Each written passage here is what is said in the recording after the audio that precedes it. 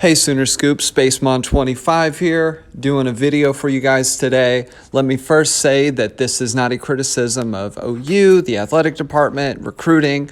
This is simply an analysis of two Division I athletes, Latrell McCutchin and Justin Broiles, and a case study into hip movement and speed and sort of the quick twitch attributes that make certain guys elite, while other guys may struggle in certain aspects of the game.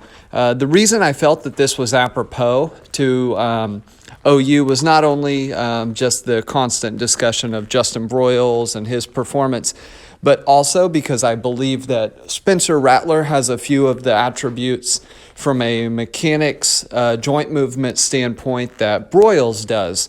So in covering this, I'm also covering a bit of the Spencer Rattler issue in terms of how it relates to speed. So anybody, you don't have to be a trained individual to see that Justin Broiles has a bit of what we would call bow-leggedness or knee varus. That's where when he walks or stands in just a standing posture, his knees tend to bow out. A lot of times this can indicate speed because you have the ability, I call it being more wound up when you move. In other words, you have the ability to generate more torque into the ground. You have the ability to get more power out of your foot. However, there does come a point where as a coach, you don't want to fall in love with that attribute of an athlete, because sometimes it can lead you down a bad trail because you can get diminishing return on that. And I believe that this is one of the aspects of Justin Broiles' ability to move that hurts him. And I know it isn't fair to compare him to a Latrell McCutchin, but I wanted to show you guys what an elite mover of the hips and legs looks like compared to someone who sort of struggles in those aspects of the game. So the first thing I want to look at is both guys here, although the plant and the takeoff is not at the same angle, they're both doing a takeoff and then a sort of an acceleration or drive phase into some catch-up speed with the receiver. And we really want to focus on this step right here. This is where the breakdown that I'm going to do is going to take place. We'll get that moving. There we go. All right. So I tried to sync this up pretty well. And I actually, if anything, probably gave Broiles a bit of a head start. So whenever we run, we have what's called external rotation at the femur.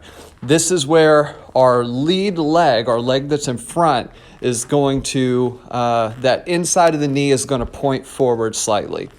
In Broiles' case, you can see at the bottom how far that knee is pointing forward. Latrell McCutchin has it, but it's a very natural, sort of easy to come out of position. Right? So we're going from what's called internal rotation of the femur here as the knee passes through the other knee into external rotation right here. That's when you're going to get the foot planting on the big toe, and you're going to get into your extension from this position. This is setting you up to have great extension. That's where your leg is long and you're pushing off as far as you can.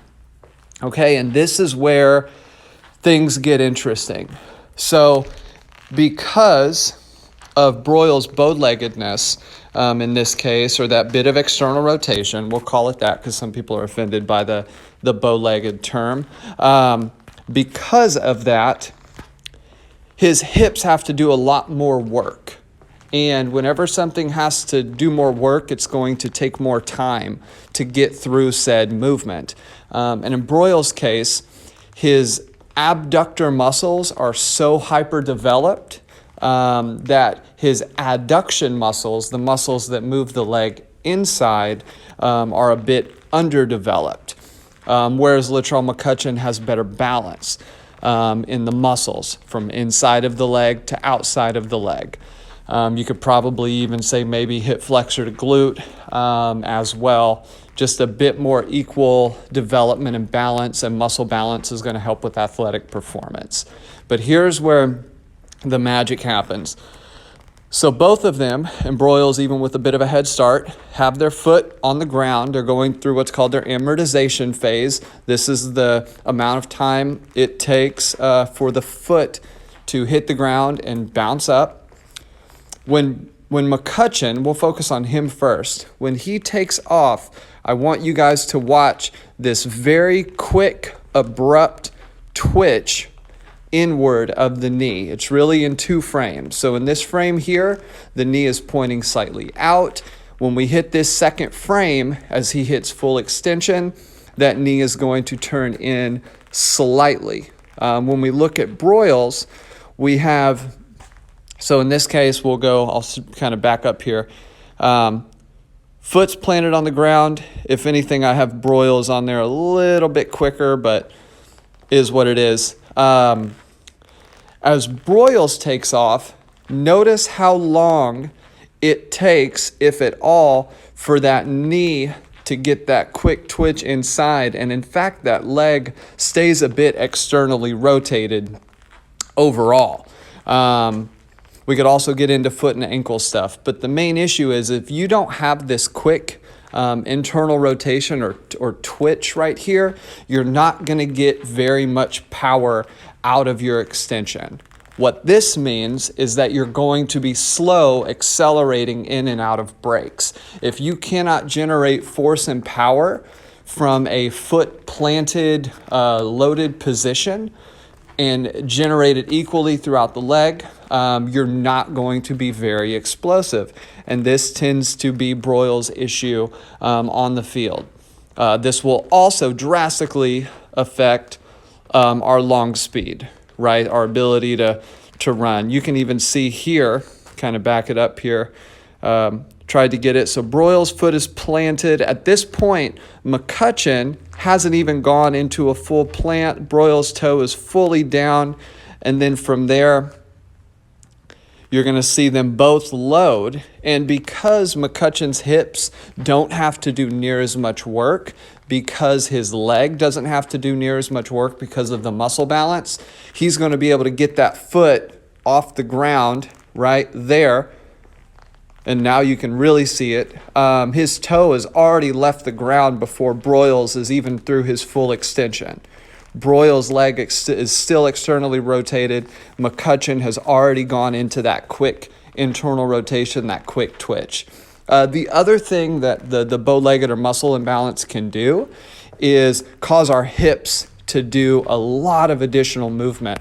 So I'm going to kind of run through this video, but watch how McCutchin's hips, for the most part, stay relatively in line and stable, even though his legs will continue moving, are doing a whole lot of work, right? McCutchin's hips, for the most part, are staying pretty stable once he's out of this cut. Whereas Broiles here at the bottom, from the initial cut here, we have a turn inward, a turn outward, a turn inward, and then a turn outward there towards the receiver. All that extra hip movement is going to slow us down.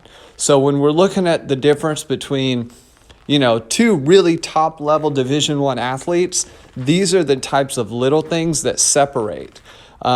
These things can be addressed to an extent, but at a certain point, especially at the D1 level, sometimes these are just the limitations that separate the starters from the backups when you're looking at it strictly from a movement, sprinting, just being an explosive athlete standpoint. I hope you guys enjoy this. If you want me to further explain, I would be glad to do that at some point.